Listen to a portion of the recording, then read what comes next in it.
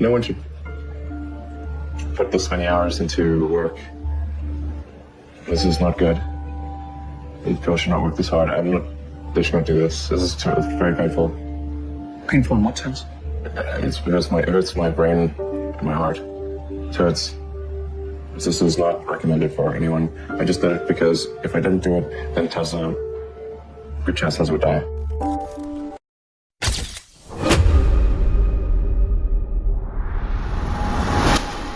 Economics और innovation research clearly दिखाती है कि 1% से भी कम लोग होते हैं जो इंडस्ट्रीज को जेन्युइनली डिसरप्ट करते हैं, लेकिन इसी छोटी सी ग्रुप के डिसीजंस करोड़ों लोगों की ज़िंदगी, काम करने का तरीका, बातचीत का अंदाज, हत्ता के सोचने का पैटर्न तक बदल देती है। साइकोलॉजिस्ट जो इनोवेशन स्टडी करते हैं एक अनकंफर्टेबल कंक्लूजन पर पहुंचे हैं। ये लोग ज़रूरी नहीं कि बाकी सबसे ज़्यादा इंटेलिजेंट हों, ये बस दुनिया को डिफरेंट तरीके से एक्सपीरियंस करते हैं, अक्सर सोशल नॉर्म से काफ़ी दूर। तो असल सवाल जो रेयरली ऑनेस्टली पूछा जाता है ये है, अगर डिसरप्टर्स दुनिया को बाकी लोगों जैसा महसूस ही नहीं करते तो इस डिफरेंस की कीमत क्या होती है, उनके लिए भी और हम सब के लिए भी, क्योंकि डिसरप्शन कभी फ्री नहीं होती, इसकी एक हैवी प्राइस होती है। मॉडर्न कल्चर अक्सर डिसरप्शन को ब्रिलियंस, विजन या सुपीरियर इंटेलिजेंस का प्रूफ समझ लेती है, लेकिन डेटा एक ज़्यादा अनकंफर्टेबल कहानी बताता है। ज़्यादातर स्टार्टअप्स फेल हो जाती हैं। एस्टीमेट्स के मुताबिक 70 से 90% तक फेलियर रेट होता है, इंडस्ट्री और टाइम फ्रेम पर डिपेंड करते हुए।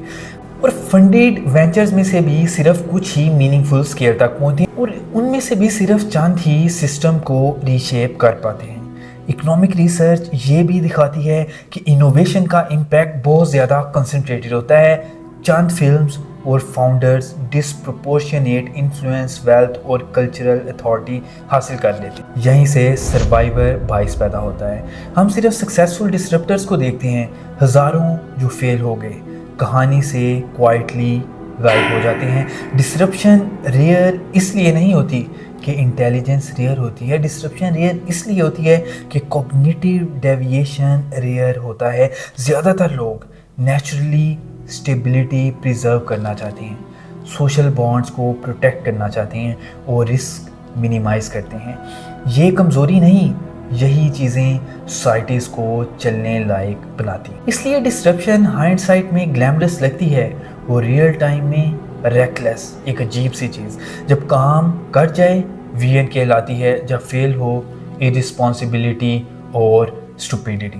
अक्सर फ़र्क इनसाइट का नहीं होता बल्कि टाइमिंग, रिसोर्सेज और लॉस टॉलरेट करने की कैपेसिटी का होता है। डिसरप्टर्स को जो साइकोलॉजी अलग करती है, साइकोलॉजिकल रिसर्च बार बार ये बताती है कि जो लोग डिसरप्टिव चेंज ड्राइव करते हैं वो ओपननेस टू एक्सपीरियंस में हाई स्कोर करते हैं।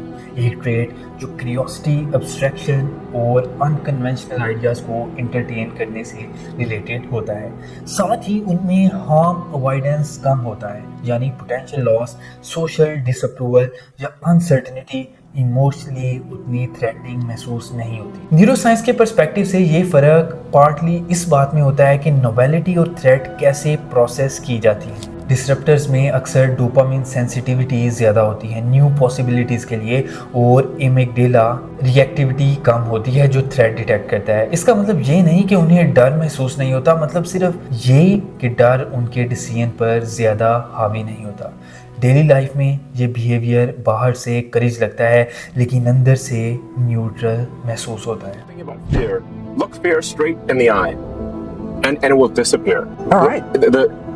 The nature of fear is that people don't look at it. Yeah. Look at it directly and it will be gone.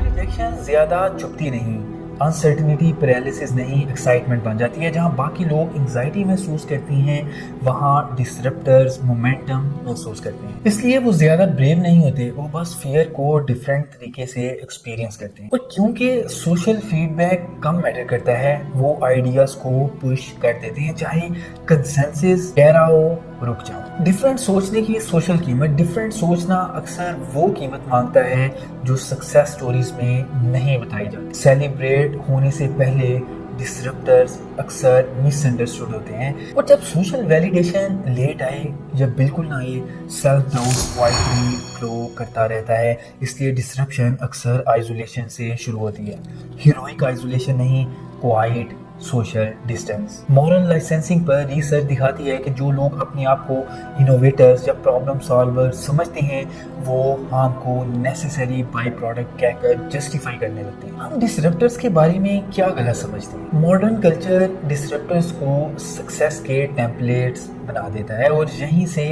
दोनों तरफ नुकसान होता है। हर किसी को डिसरप्ट नहीं करना चाहिए और हर प्रोग्रेस डिसरप्शन से नहीं आता। सोसाइटीज को उन लोगों की भी जरूरत होती है जो सिस्टम्स मेंटेन करते हैं, स्टेबिलिटी प्रिजर्व करते हैं और जो टूटना नहीं चाहिए उसे प्रोटेक्ट करते हैं। डिसरप्टर्स मॉरल हीरोज नहीं होते, वो कॉग्निटिव आउटलायर्स होते हैं। दुनिया को डिसरप्टर्स चाहिए, लेकिन बिल्डर्स, स्टूअर्ड्स और केयर टेकर्स भी चाहिए जो कंटिन्यूटी को वैल्यू करते हैं।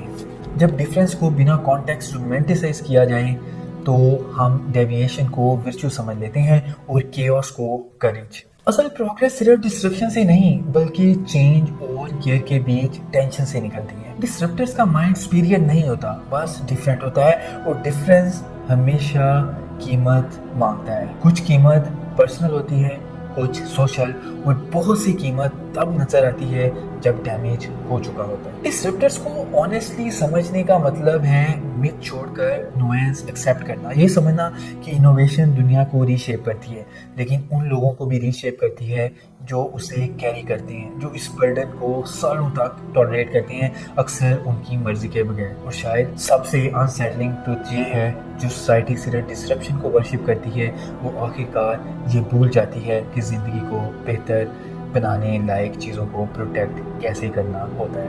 This was from me for today. We will meet in the next video. Till then keep learning, keep shining. Thanks.